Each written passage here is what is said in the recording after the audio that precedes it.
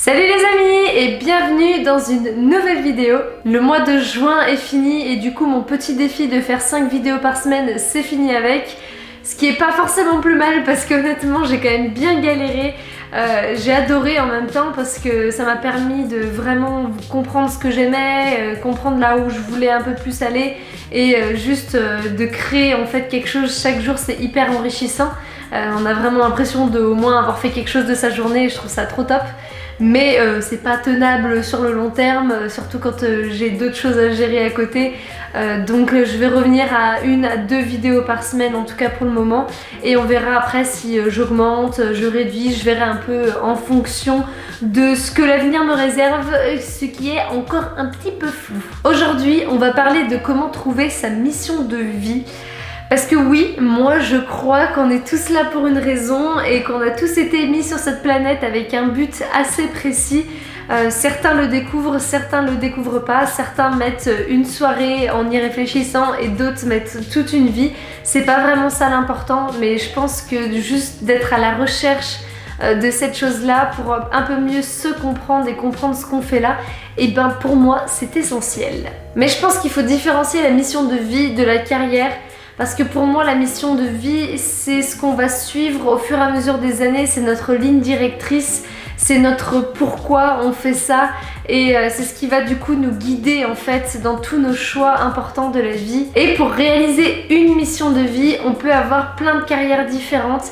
Donc c'est pour ça que je différencie les deux et je ferai sûrement une vidéo du coup sur comment trouver la carrière qui nous correspond, même si moi-même je suis encore en plein processus de réflexion. Après sur ma mission de vie, je commence à avoir un peu plus des idées, mais c'est pas parce qu'on a une mission de vie qu'elle peut pas changer, qu'elle peut pas évoluer, bien au contraire. Mais en général, vos valeurs vous guident pour déterminer votre mission, donc ça m'étonnerait quand même qu'elle change de A à Z du jour au lendemain.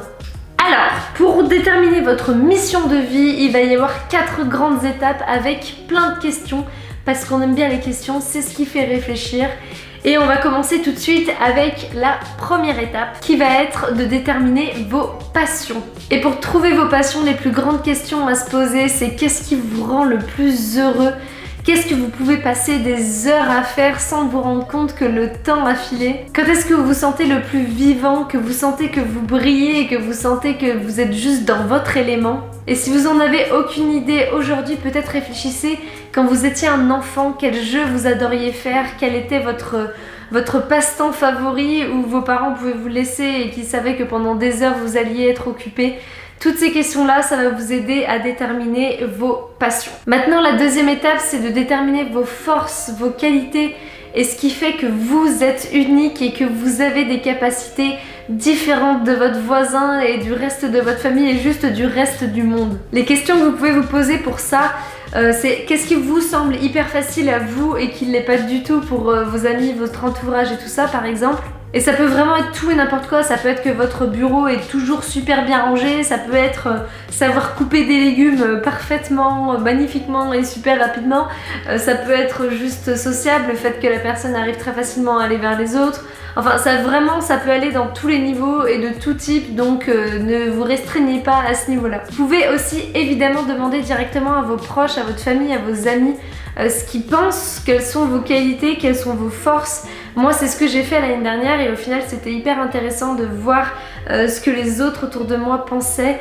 Et ça peut vous aider à trouver plein d'idées que peut-être vous osez pas trop admettre ou que vous êtes trop modeste pour le faire. Et aussi réfléchissez quel type de conseils les gens vous demandent fréquemment, sur quel sujet, parce que ça vous aidera à déterminer justement dans quoi vous êtes bon sans qu'ils vous le disent directement. La troisième étape, c'est de se créer sa vision. Et j'en ai déjà parlé dans une vidéo où on crée ensemble un vision board, je vous la mettrai en lien. Donc là le but c'est vraiment de visualiser votre vie de rêve et allez-y, pas de limite, on s'en fout, c'est juste un exercice, c'est juste un jeu. Lâchez-vous, mettez tout ce dont vous rêvez, tout ce qui se passe dans vos rêves les plus fous, écrivez-les. Demain, vous gagnez au loto et là vous avez tout l'argent du monde pour le reste de votre vie. Qu'est-ce que vous faites ? Qu'est-ce que vous allez faire de vos journées? Avec qui vous allez les passer? Vraiment, imaginez le plus possible et le plus détaillé possible votre vie si c'était le cas. Ou alors on vous annonce dans 6 mois que vous allez mourir. Qu'est-ce que vous allez faire de votre journée? Vraiment, comment vous allez passer votre temps. C'est hyper important de réfléchir à ça, c'est peut-être trash comme question, mais c'est vraiment hyper intéressant de voir les réponses qui ressortent. Imaginez-vous aussi dans 10 ans à quoi votre vie idéale ressemblerait, avec qui vous seriez, est-ce que vous auriez des enfants ou non, où habiteriez-vous, qu'est-ce que vous feriez de vos journées. Vraiment, posez-vous ces questions, autorisez-vous à rêver, même si ça vous semble impossible, pour l'instant c'est pas la question. La question c'est vraiment de se poser les questions en fait. Voilà, c'est de répondre à ça. Donc au boulot. Et la 4e étape, c'est de savoir ce que vous allez apporter au monde. Parce que personnellement, je pense pas qu'on peut atteindre le vrai bonheur, le vrai épanouissement si on n'apporte rien aux autres. Après, je dis pas qu'il faut changer le monde, je dis pas qu'il faut changer 150 milliards de vies. Ça peut suffire de juste changer la vie de vos enfants, changer la vie de vos proches ou juste de la communauté qui vous entoure, ça suffit largement. C'est pas ça l'important, mais par contre d'avoir un impact sur la vie des autres, ça je pense qu'on en a tous besoin. On a tous besoin de sentir qu'on est utile et c'est ça qui nous donne au final une raison de vivre en fait. Les questions à se poser pour ça, c'est vraiment quelles causes vous tiennent le plus à cœur, qui voulez-vous vraiment aider. Qu'est-ce que dans la vie de tous les jours vous frustre le plus quand vous voyez arriver, que ce soit chez les gens, que ce soit dans la société en général? Qu'est-ce qui vraiment vous met hors de vous? Et peut-être la dernière question à se poser, c'est quelle est la dernière chose que vous ayez faite qui a influencé positivement la vie de quelqu'un d'autre? Et vraiment le but c'est pas de devenir Nelson Mandela ou Mère Teresa, parce que évidemment qu'il en faut des gens comme ça, mais tout le monde n'est pas fait pour arriver à influencer des gens de cette manière-là. Mais déjà rien qu'à votre niveau, peut-être juste avec votre métier, même si vous êtes mécanicien, peut-être que rendre une voiture à temps, avec des belles pièces, avec du beau travail, ça va améliorer la journée de quelqu'un, mais fois 10 000. Ou peut-être que c'est votre art, juste en regardant votre art, ça nous aspire du bonheur, ça nous donne, je sais pas, ça nous donne envie de nous aussi nous dépasser. Vraiment, ça peut être tout et n'importe quoi, c'est à vous aussi de l'interpréter et de voir comment vous pouvez influencer les autres positivement.